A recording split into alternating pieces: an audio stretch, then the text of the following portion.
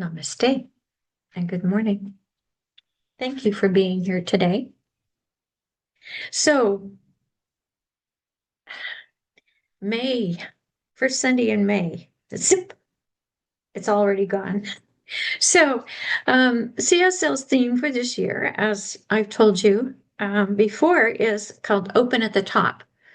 And this month's theme from CSL is entitled Divine Doubt.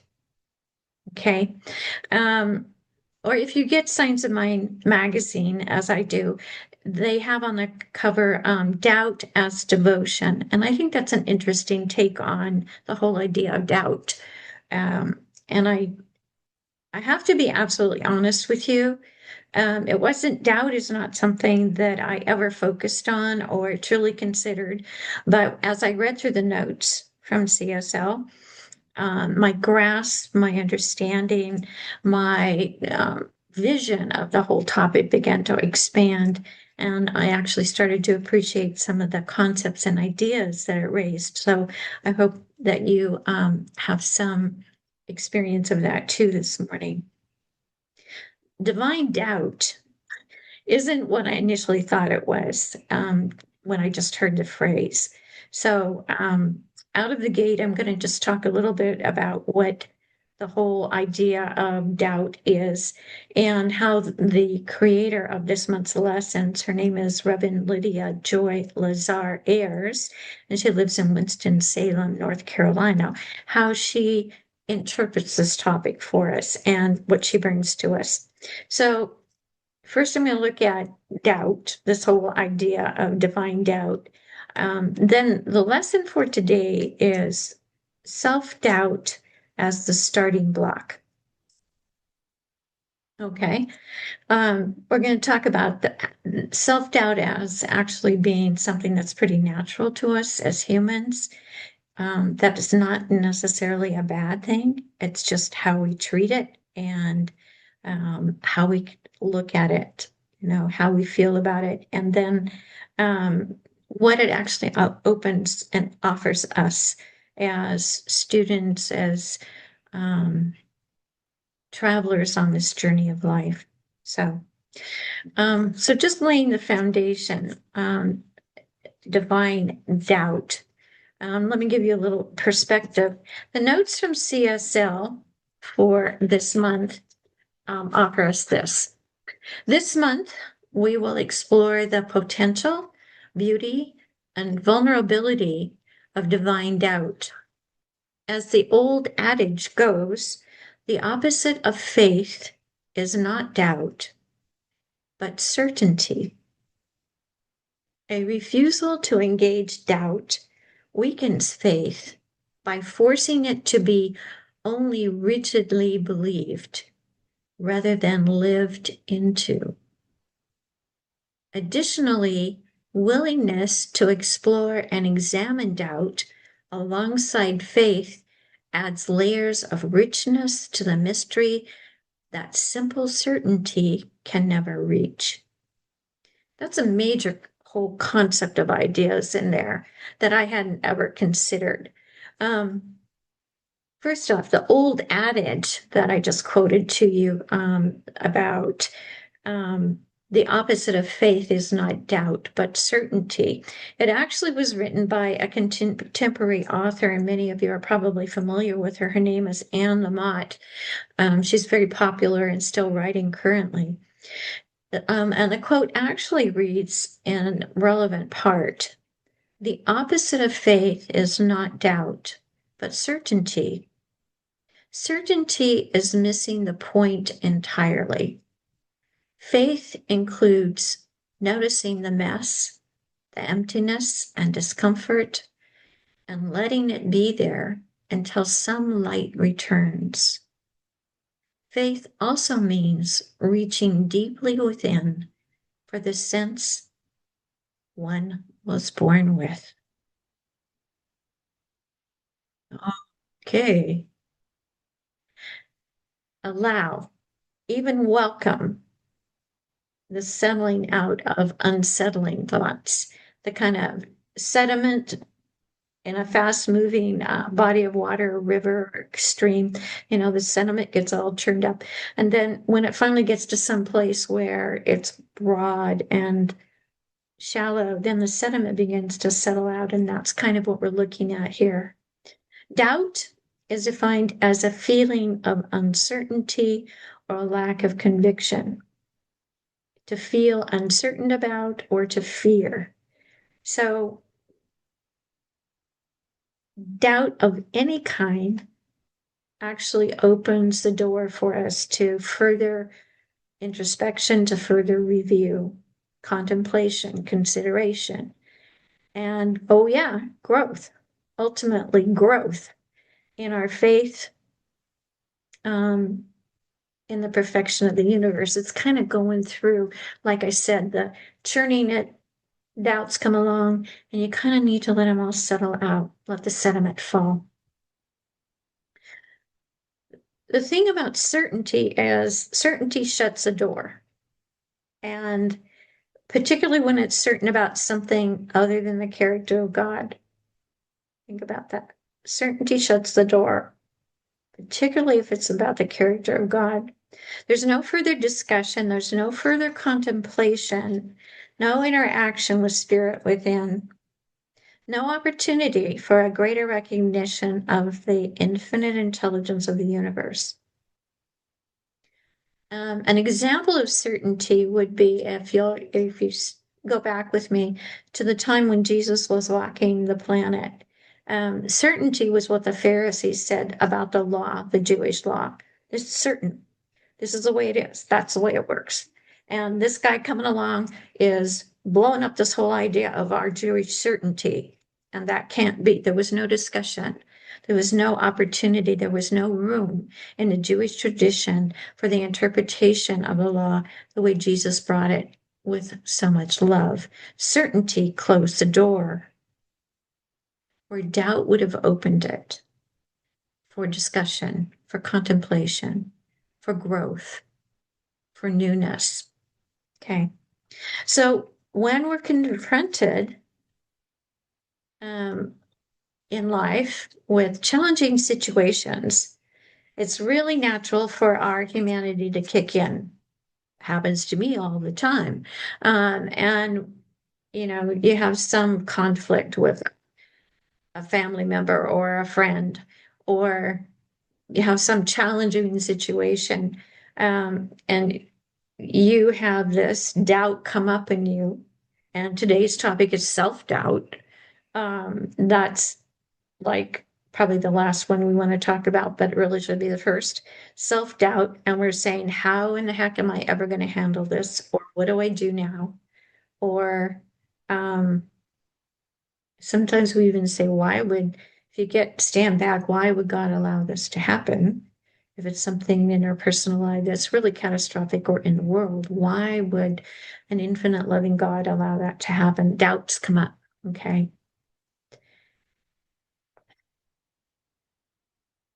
And if we look back, what we see is some of our greatest strengths, our greatest accomplishments, our deepest wisdom, most insight has come to us individually and collectively when we get honest about our feelings, our doubts, and we bring them out in the open. And we address them head on instead of trying to stuff them. This topic is not comfortable for me to say that, but it's like, okay, there's something there for us. There's something for us to look at that's deeper than what we normally would want to experience. So, looking at this topic for today, self-doubt as a starting block. The notes from CSL pose this contemplative question. What doubts do I hide? And what do I fear revealing them would do? Contemplate that on a personal level for just a moment. And the notes go on and provide this point of view. As we begin this month's exploration of doubt, we start with self-doubt. It is often the most personal and universal form of doubt, something nearly all of us have experienced. Self-doubt becomes the foundation for other forms of doubt within our communities, our spirituality, and even our relationship with the divine. When we believe we are not enough or fall into similar patterns of thinking, we tend to retreat and hide, creating disconnection from both community and spirit. The issue is not self-doubt itself, but our rejection of it, which allows it to grow unchecked. When we accept self-doubt as a natural part of being human, we resist the pull toward isolation and illusion, and instead open ourselves to the ongoing experience of God through authentic, vulnerable community. Okay, just take that in for a moment. When we reject it, we're cutting ourselves off. Because usually we reject our self-doubts because, it's like criticism of ourselves. It's hard to embrace. I think it would be the rare individual who's never had a moment of self-doubt. We are spiritual beings having a human experience. And part of that human experience is having human emotions, feelings, and physical experiences. The quote from Dr. Holmes this morning was, "We did not create our nature. We cannot change its inherent reality. We are what we are, and we use this nature for better or worse."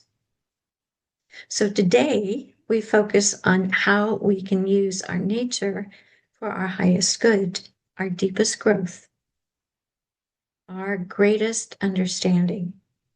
Okay? So even though I've been learning and living this teaching now, this teaching of science of mind for probably several decades, more than maybe I care to acknowledge. And I know deep inside that the life experience through me is God's life. There are times when my humanity gets the upper hand. Maybe you have that experience too. There are times when I question my own abilities, when self-doubt comes up and whispers kind of like wicked things in my ear, like not enough, too old, too dense, too narrow. Whatever the limiting idea of the day is, there it is, popping into my head. And what this lesson today is telling us is that self-doubt is absolutely a human thing. It's kind of like fatigue or hunger or excitement. It just comes up. Self-doubt just comes up. I think it hangs out with another very human thing, which is called comparison. They do that task way better than I do, or they sing better, or they write better, or they create prettier things, or whatever. But comparison is one of those things I think that generates self-doubt. Anyway, we may not want to admit that we sometimes have self-doubts.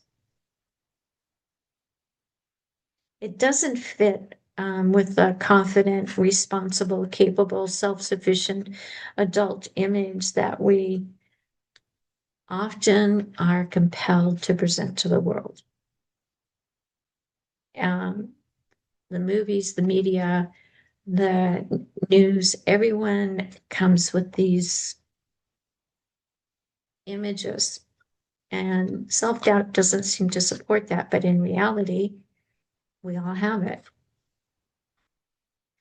I think even the bravest among us sometimes feel their humanity, and acknowledging it leads it to a deeper understanding and a contemplation of the truth of who we really are.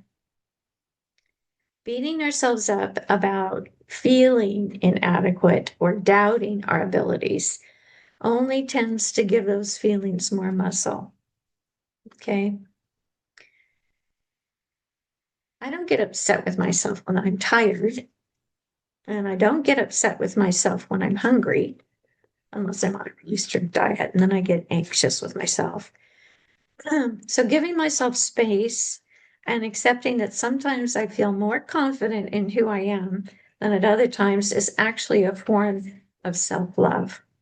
Okay? Does it make sense? Self-love? Sometimes I just feel this way and my doubts come up. So in our Science of Mind communities, we emphasize affirmative thought, affirmative words, and affirmative prayer. Okay? We intentionally direct our minds to the spiritual truth. God in us, as us, through us. God is all there is. And that allness is perfection. So when those ugly, kind of compromising, self-doubting thoughts pop up, we tend to say to ourselves, mind, do not go there, right? Am I the only one that does that? I'm not going to think about that. I'm not going to think about that. Okay, it's kind of like, don't think of a monkey, okay? And immediately, what do? You think of a monkey. So we have a tendency to not want to be open about such things, believing that acknowledging self-doubt is in some way bad or unspiritual. We don't want to raise the issues because it feels embarrassing in the context of a Science of Mind community. But in reality, it's only as we acknowledge our doubts that we can see them fully and begin to work through them. Ignoring those feelings does not help them go away or heal. Allowing ourselves, our community, space to be open and honest about what we're feeling is where our vulnerabilities grow into our strengths. We compassionately listen to ourselves and to each other. We unconditionally love ourselves and the others in our community.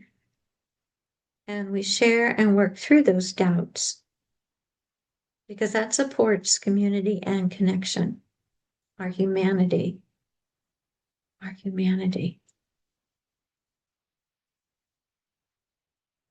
When the doubts come up, and they do, it's part of our humanity and the opportunity to look at something deeper. It's like a doorway into our inner, don't want to say inner sanctum, but to our inner stuff, okay? When a self-doubt comes up, it's usually generated by some kind of fear, okay? So what is the fear that's generating the doubt or the uncertainty for you? What's the fear? Is it some kind of history, maybe? Or maybe some prior experience? Maybe something that a family member said to you when you were a child that planted a seed in you that makes you feel uncomfortable or uncertain about how to be or do or live. What's the trigger? So instead of trying to bury the doubt or discount it, the feeling actually becomes, as I said, a doorway to self-exploration and self-discovery. Excuse me. And honestly, I don't care how old we are. I don't care where we are on that scale. As long as we're on the planet, there really is still more for us to learn about ourselves and about the billions of other people on this planet.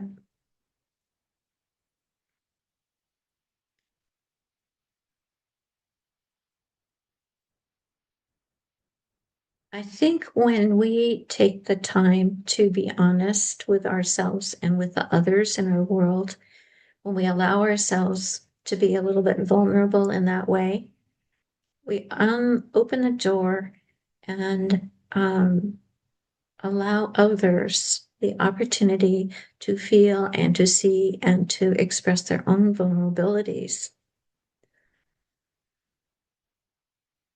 And then we have compassion, and then we have deeper listening, deeper caring, because we recognize where people are coming from. And we can say with all love, but I see the God in you. Okay, I see the God in you. When we can stop the blame and shame emotion that self-doubt fosters in us, we allow ourselves to shift our perspective. In other words, when self-doubt comes up and we get, I don't want to tell anybody, I'm going to stuff it.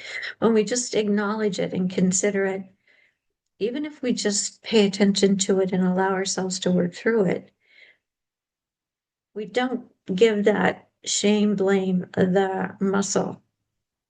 And we really are opening the door to our own unfolding, our own self-recognition, our own realization about who we are. And we're honoring our humanity.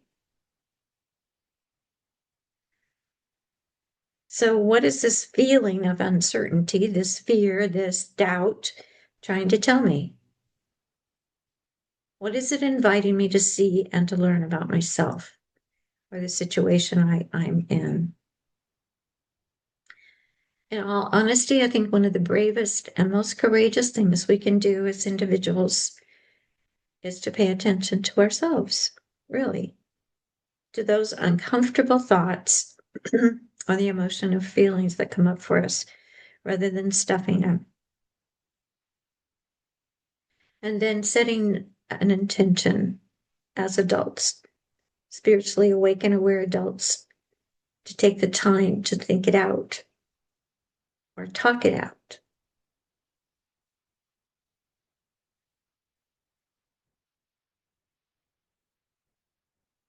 When we do that, it can be one of the most freeing and healing experiences of our adult lives.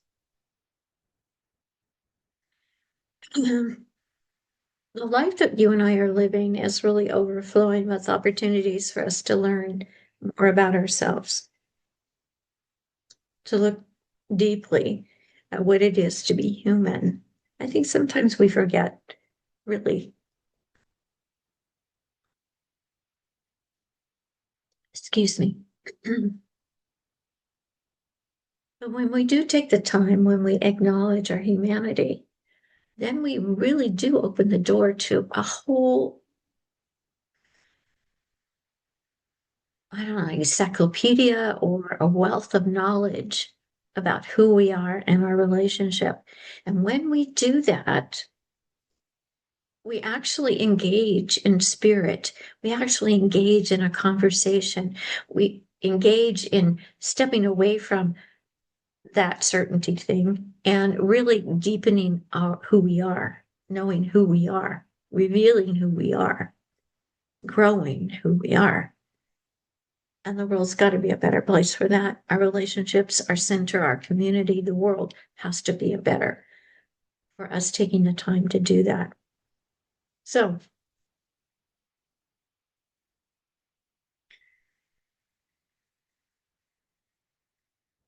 spiritual beings having a human experience, okay? Working through our self-doubts really does keep us in close communion with the divinity within us. And when we work through those things, what happens as a natural outcome is that we actually deepen our faith. Okay, sometimes we have to go round and reinforce and round and reinforce and round and reaffirm and round and reassess and then say, yeah, that's where it is. I have faith in this process. I have faith in the divinity within me. I embrace my humanity and honor my divinity and grow in the process, because that's what it's really all about. So I hope this helps with acknowledging self-doubt in your world. It did for me. I hadn't really thought about this topic. I hadn't thought about the opportunity it presents. But then the more I look at life and the more I look at how we experience, the more I see how there are so many little doors that we can open that provide us with valuable information about who we are and about how to be in the world, and that grow us if we allow it. So I'm going to set my intention to allow that to come up and to really pay attention to it and to be vulnerable enough to share it with you. Yeah, I had self-doubts about doing this talk this morning because I was totally not on that same page. But as I get further into it, I begin to see the value of it, and where it's taking us if we allow it. So I'm going to set that intention in a prayer and affirm that we each have the courage to go there. So join me in this. So, beloved, we pause this morning to contemplate new information, deeper understanding, spiritual growth, recognizing an infinite intelligence expresses through us, that spiritually there is absolute perfection within us. We also honor the fact that we are humans having a human experience, and that there is a wealth of opportunity waiting for us in that whole experience of our humanity. The doubts that come up for us are clues, our information, and our willingness to acknowledge them or even share them is a way and a means for us to grow individually and as community, to connect with others who may also have doubts.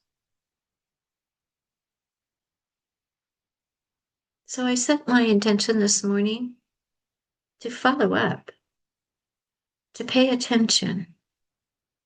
When doubts come up, to pay attention to what they're telling me, to allow them, to see them, to embrace them, and maybe even heal them.